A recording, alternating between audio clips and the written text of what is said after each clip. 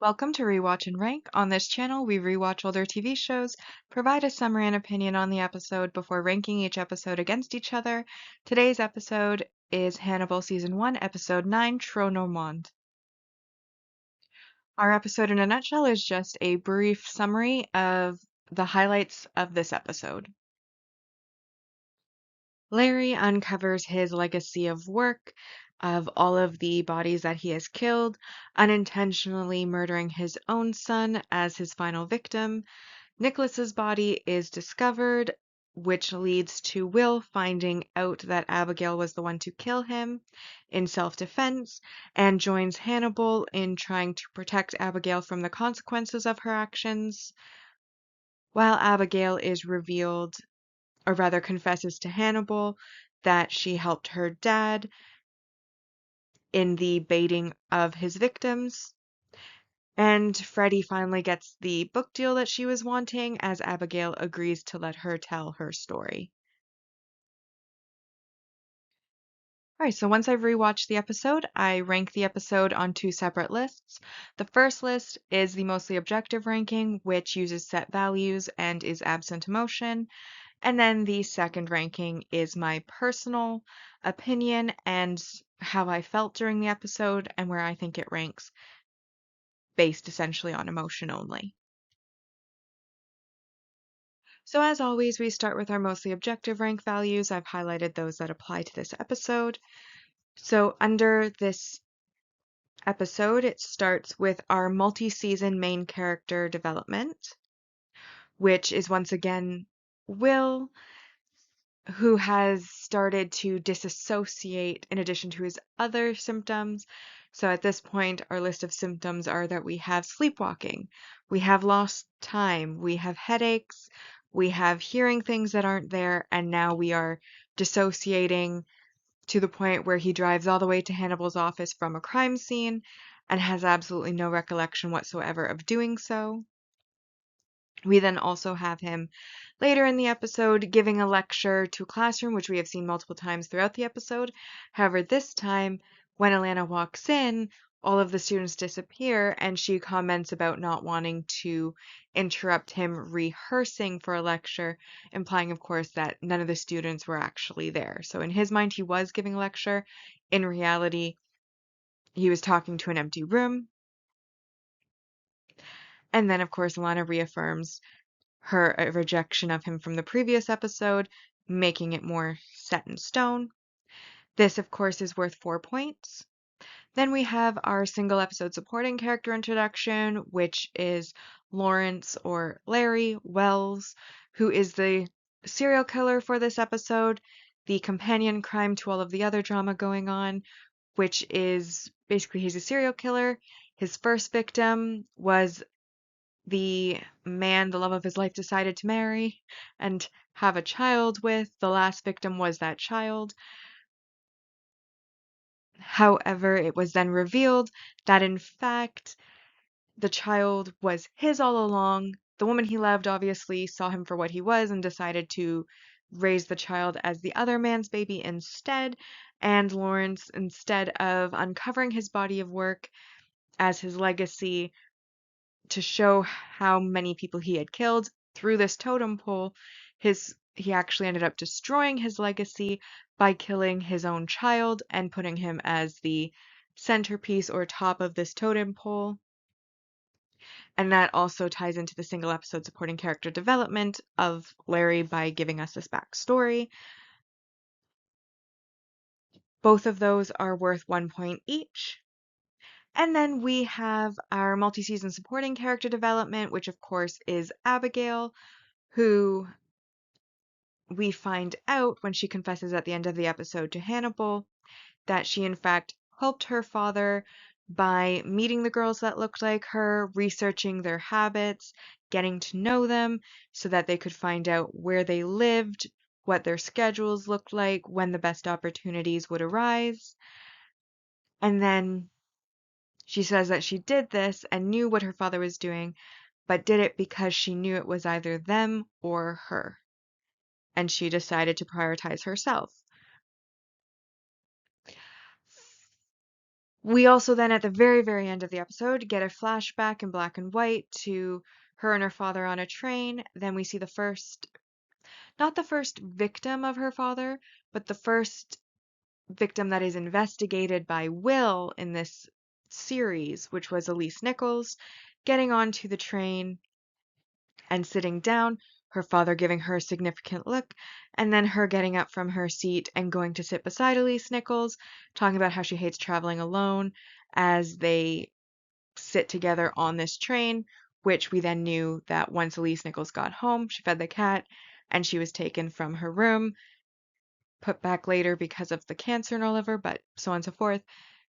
We get this development in having it finally confirmed that Jack was right and Elise Nichols did in fact help, or not Elise Nichols, so Abigail did in fact help her father.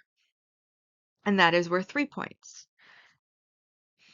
And then this episode, I felt like it only really had one negative, and that is worth a minus 3 points. And that was that there was a failed emotional impact. I feel like there were several situations in this particular episode where they might have been trying to elicit some sort of sympathy response or empathy response and give some sort of emotional impact. One of those was, of course, the revelation that Larry had, in trying to destroy his rival for the woman he love, by killing his baby, actually ended up killing his own child, who had been adopted and lived, and he had seen that as the only blight left in his life before his retirement to prison, because he actually wanted to go to prison due to his financial status, but in fact finds out that it was his baby. He killed him, destroyed his own legacy as far as like his genetic legacy. And this, of course, we probably were meant to feel like like this is a tragedy, but because they didn't spend a lot of time on that secondary plot line, nah, it didn't really hit. I mean, I do think it's tragic, but more in like an academic, emotionless sort of, oh, that was sad, sucks to be him, but not like an I felt it sort of way. The other one, of course, is Abigail's confession. There's a few different instances where they're trying to elicit sympathy for Abigail, and then her confession at the end, and she cries and she hugs Hannibal, and she's being, you know, comforted, and we're probably supposed to feel bad for her or feel something, but I didn't. And I feel like both of these things were things that they were trying to put in to kind of elicit an emotion, and it obviously failed. So that makes it a failed emotional impact. So overall, we end up with a 6 out of 10 for this episode on the mostly objective ranking. And now, as a reminder to our mostly objective ranking so far, in first place we have aperitif, second souffle, third sorbet, fourth fromage, amuse-bouche, potage, entree, this episode tronomande, and then in last place we have coquelles. So for my personal ranking, this episode was up and down. There were some moments where I was like, this is really interesting, and other moments where I'm like, when are we getting to the next episode? The totem pole, I always comment on how the imagery of this show is one of the main draws for me personally to watching the show, is I really enjoy the imagery of it. And obviously the totem pole is large, it's impressive, however, it is ugly. So take of that what you will, but I really liked that it was like such an impressive and grand image, but also it was very ugly. So it didn't really resonate with me very much as far as the imagery on that. We then, of course, have Will, we've mentioned before in the objective, like I just mentioned in the objective portion, but obviously Will's getting worse. He's now disassociating. He finds himself at Hannibal's office. When he goes in to speak to Hannibal, he himself realizes something's wrong with him. He suggests that he needs to get a brain scan, and Hannibal tells him not to do that, instead trying to turn him against Jack by claiming that it's because he's looking at all of these murders and Jack is working him too hard and he's taking it too hard and it's his mind going on a self-defense mechanism, blah, blah, blah. But essentially, like, Hannibal is trying to get him to not get treatment when we as an audience know already that Hannibal's literally sniffed out that there's something wrong with Will and he really should be getting a brain scan, but Hannibal's, for his own purposes, is leading him away from that. And so it's worth calling out. Obviously, Abigail is not my favorite character. I've said it before. I don't really understand why they care so much about Abigail. I mean, he killed her father, so I can understand there being like a sort of responsibility, like, I killed your dad. Oops, I feel bad about this. But like this whole taking on a parental role, being so concerned about her life, so concerned about her, so involved. I don't really get that, especially since like he's, you know, injured other people, we've killed other people just because they didn't leave family behind. Like he didn't when there was like the family of killers that were being led by the mother. I think that was episode 3. You know, all of those kids who were left behind after the families were killed and after he shot the mother, he didn't care about any of those kids. I don't understand what's so special about Abigail other than that she was the first episode's one when he was brought in by Jack, but it's never made sense to me. Even all these years later, even after multiple rewatches, I'm like, I don't think the show would have necessarily lost anything by her not being there. The only reason I can really think of is to bring like Hannibal and Will closer as like co-parents, which we'll get to that later. Obviously, I'm not thrilled that this is an Abigail heavy episode. I do think though that she had basically a nightmare of like a support group where, you know, how like the basically all of the girls that were murdered were basically telling her that she shouldn't have, you know, hid her truth because then her dad wouldn't have killed them, and they each say like he wouldn't have killed me, he wouldn't have killed me, he wouldn't have killed me. And then they all disappear and Nicholas Boyle comes up and says that, you know, she should have told the truth because then she wouldn't have killed him. And I thought that was a great imagery for this episode. Better than the totem pole. We then also get her agreeing to Freddie's book to tell her story, and Freddie saying that she's not going to tell anything that Abigail doesn't want her to. Of course, Hannibal and Will caution her against doing the book, basically because they don't trust Freddie, and obviously she won't be able to control what people think. But Abigail is firm in her decision. And then, of course, we have Nicholas's body being brought to the surface and uncovered. We don't see exactly who did it because we just see the person, basically it's winter, they're covered head to toe in a snowsuit, and then using the pickaxe to reveal the body from the frozen ground. Whether it was Hannibal who brought it up or Abigail who brought it up isn't really confirmed. I thought it was probably Hannibal, but then Hannibal comments to Abigail later on how, you know, he's not sure he can trust her anymore and that he's betrayed his trust, which would then, to me at least, imply that she was actually the one who uncovered the body so she wouldn't have to fear the body being uncovered anymore because now it's already been done.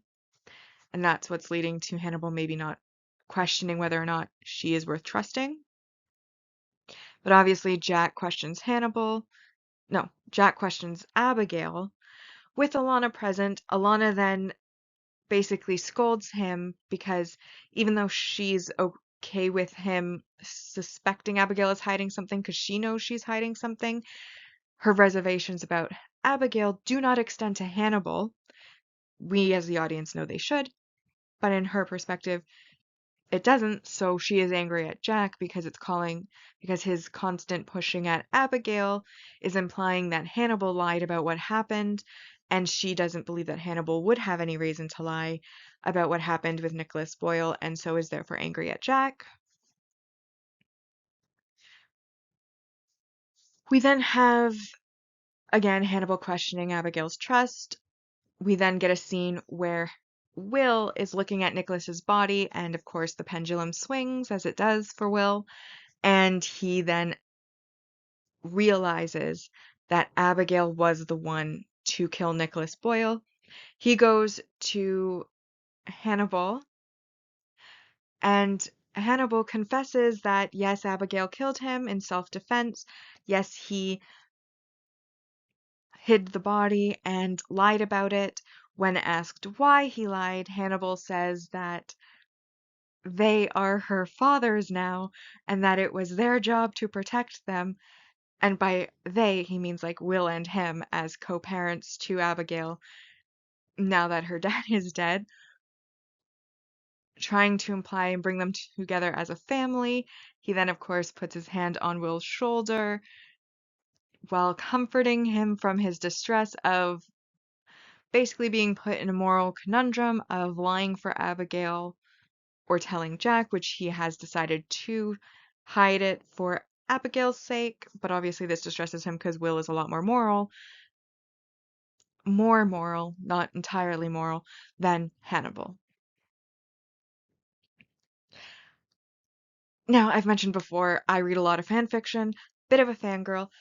I think it is adorable that they want to co-parent Abigail, even though I don't get the Abigail, like, I don't really like Abigail. I don't understand her importance as a character or really feel her importance as a character personally. I've mentioned this before. But I do like that Will and Hannibal are going to be co-parenting, or Hannibal's implying that they're co-parenting. I think it's adorable. I think the series revolves around them, so anything that's bringing their relationship closer is a positive in my book. And then, of course, they kind of have a awkward family dinner with Freddie and Abigail, where like they're taking on that parental role of like warning Freddie not to go push too far or tell lies or make Abigail look bad and blah blah blah, which again is adorable. We love that. And then of course after this is when we get the kitchen scene where Abigail knows that Will knows after his behavior at the dinner, like his demeanor at the dinner, I should say, instead of behavior, it was his demeanor. And Hannibal confirms that Will does know, but that he's not going to say anything. And Abigail has her little internal crisis, and that's when she confesses to Hannibal, and we get the flashback. Overall, like I said, there's ups and downs. I'm not a fan of Abigail. I felt like they didn't spend a lot of time on the totem pole murders. The imagery was for the totem pole murders were kind of impressive but ugly. The imagery for the support group was fine, but it was up and down.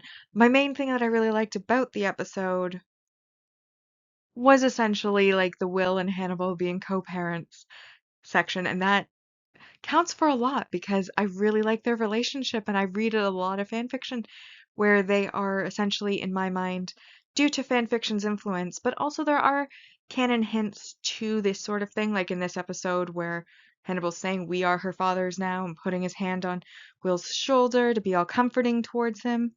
I really feel like there are hints that there are feelings there. Even later in the series, season 3, when Will is speaking to Bedelia, there's hints in canon, so I'm willing to accept that, and fan fiction really makes a very good case for it. So, because I like them so much, and this episode was very good for that, I gave it a 5. Because while most of it was boring and most of it didn't really impact me, I had very strong, happy feelings towards their interactions.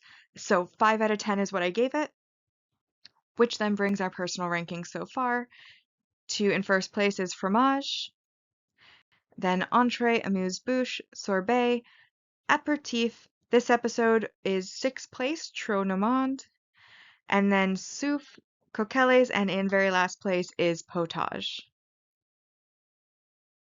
So that brings us to our final segment, which is, of course, the series ranking so far, where we're going to be ranking each season against each other, and this is where the number scores come into play.